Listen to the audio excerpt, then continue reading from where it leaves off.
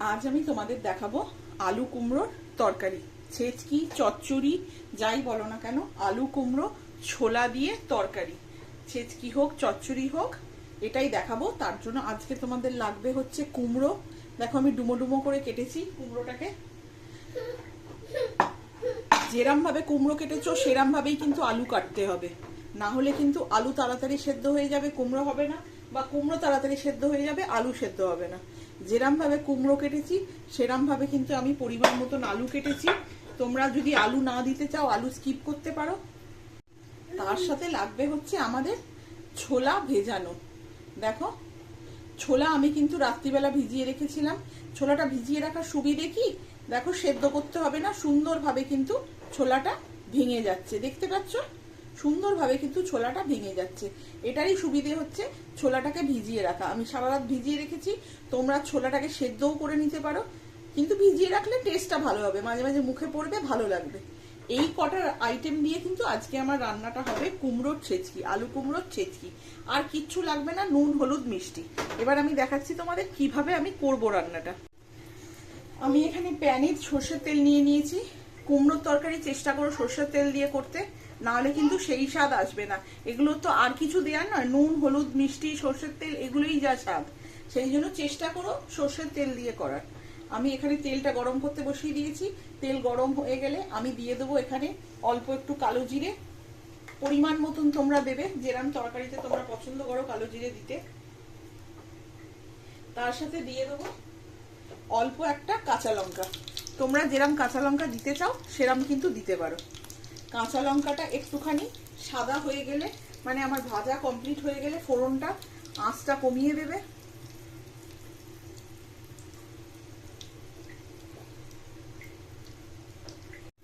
এবার এতে আমি দিয়ে দেবো কুমড়োগুলো।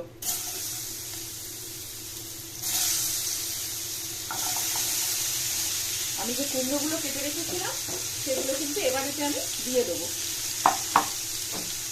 কুমড়ো দেওয়ার পরে হালকা একটুখানি নাড়াচাড়া করবো। তার মধ্যে আমি আলুগুলো দিয়ে দেবো। কেন আলুগুলো দিয়ে দেবো, আলু আর কুমড়ো তাহলে একসাথে সেদ্ধ হয়ে যাবে, না হলে কিন্তু কুমড়ো তাড়াতাড়ি সেদ্ধ হয়, এটা তো তোমরা সবাই জানো। আলু কিন্তু সেদ্ধ হতে সময় নেবে, তাতে কি হবে আমার কুমড়োটা পুরো গলে যাবে, আলু কিন্তু সেদ্ধও হবে না। সেই জন্য কুমড়ো আর আলু আমি একসাথে দিয়ে দিলাম। এবার এটাকে আমি নাড়বো। এই সময় অল্প একটু নুন দিয়ে দেবে, যাতে তরকারিটা সবজিটা তাড়াতাড়ি সেদ্ধ হয়ে যায়। পরিমাণ মতো নুন দেবে। কুমড়ো কিন্তু একটুখানি নরম হবে, এতটা কিন্তু থাকবে না, সেই হিসাবে কিন্তু তোমরা নুনটা দেবে। এইরকম তরকারির পরিমাণ কিন্তু নুন দেবে না, মানে কি কুমড়ো কিন্তু একটুখানি নরম হবে, তরকারি কিন্তু কমে যাবে, যতটা দেখতে পাচ্ছ ততটা কিন্তু হবে না। এবার এটাকে আমি একটু সেদ্ধ করতে বসাবো, চাপা দিয়ে অল্প করে কম আছে আলু আর কুমড়োটা একটু সেদ্ধ হওয়া অবধি আমি ঢাকা দিয়ে রাখবো এটাকে। দেখো আমার মোটামুটি আলু কুমড়ো ভাজা হয়ে গেছে, দেখতেই পাচ্ছ তোমরা। এবার এর উপর আমি দিয়ে দেবো হচ্ছে অল্প একটু নুন, আমি আগেই দিয়েছিলাম যাতে সবজিটা তাড়াতাড়ি সেদ্ধ হয়ে যায়। দেখো খুব সুন্দর তাড়াতাড়ি কিন্তু সবজিটা হাফ সেদ্ধ কিন্তু হয়ে গেছে। এর উপর আমি দিয়ে দেবো অল্প একটু হলুদ, তোমরা হলুদ ছাড়াও কিন্তু করতে পারো। অল্প একটু নুন যদি তোমাদের প্রয়োজন হয় তাহলে নুন দেবে। আর দেবে যেটা সেটা হলো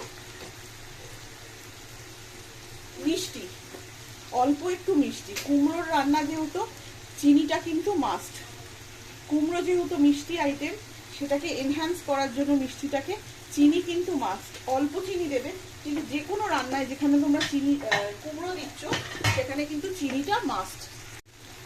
আমি ভালো করে আমার মিষ্টি চিনি হলুদ সব কিছু ভালো করে মাখিয়ে নেবো, নিয়ে আবার এটাকে আমি চাপা দিতে বসাবো। তোমরা কিন্তু এখানে এই সময় জল দিতেই পারো, আমি জল ছাড়া করার চেষ্টা করছি। জল অবশ্যই দিতে হবে, কিন্তু কুমড়ো থেকে তো জল বেরোবে, আগে জলটা দিয়ে নিই। এবার আমি এটাকে আবার চাপা দিয়ে দেবো। কেন চাপা দিয়ে দেবো, যাতে জলটুকুনি সেদ্ধ বাকি আছে সেই সেদ্ধটা যেন হয়ে যায়। এই পরিস্থিতিতে এই সময় কিন্তু আমি ছোলাগুলো দিয়ে দেবো, যাতে আমার ছোলাগুলো ভালো সেদ্ধ হয়ে যায়। যে পরিমাণ ছোলা তোমরা দিতে চাও সেই পরিমাণ ছোলা তোমরা দিয়ে দেবে। এখানে ভেজানো ছোলা, তোমরা সেদ্ধ করেও রাখতে পারো ছোলাটাকে, ছোলা দিয়ে আমি চাপা দিয়ে দেবো, যাতে আমার সবকিছু ভালো করে সেদ্ধ হয়ে যায়।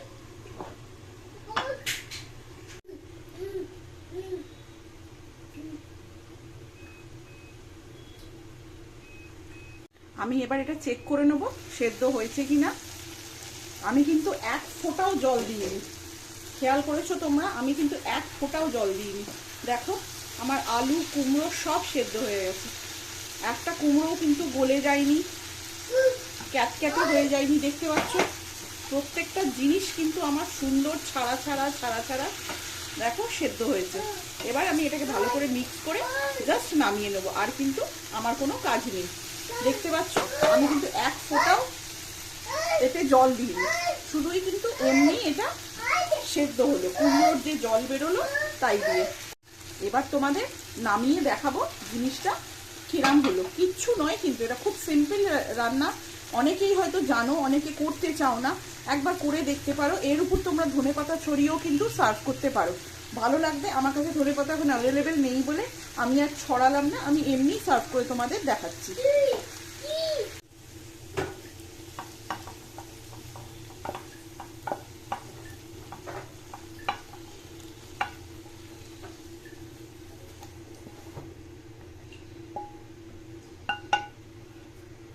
দেখো আমার কিন্তু রান্না ডান, কিচ্ছু না, আলু কুমড়ো ছেচকি ছোলা ভেজানো বা ছোলা সেদ্ধ দিয়ে, খুবই সাধারণ সিম্পল একটা রান্না, কিন্তু রান্নাটা টেস্টি হবে।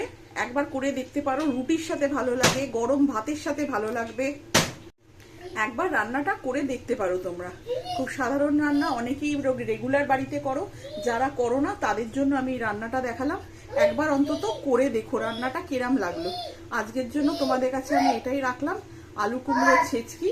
আমার ছেলে চেঁচাচ্ছে, সেই নিয়ে তোমরা হাসাহাসি করো না বা রাগ করো না, বাড়িতে বাচ্চা থাকলে এটা হয়ই। আলু কুমড়ো ছেচকি আজকের জন্য তোমাদের কাছে আমি রাখলাম এই রান্নাটাই। আজকের মতন চললাম, কালকে আবার নতুন রেসিপি নিয়ে আবার দেখা হবে।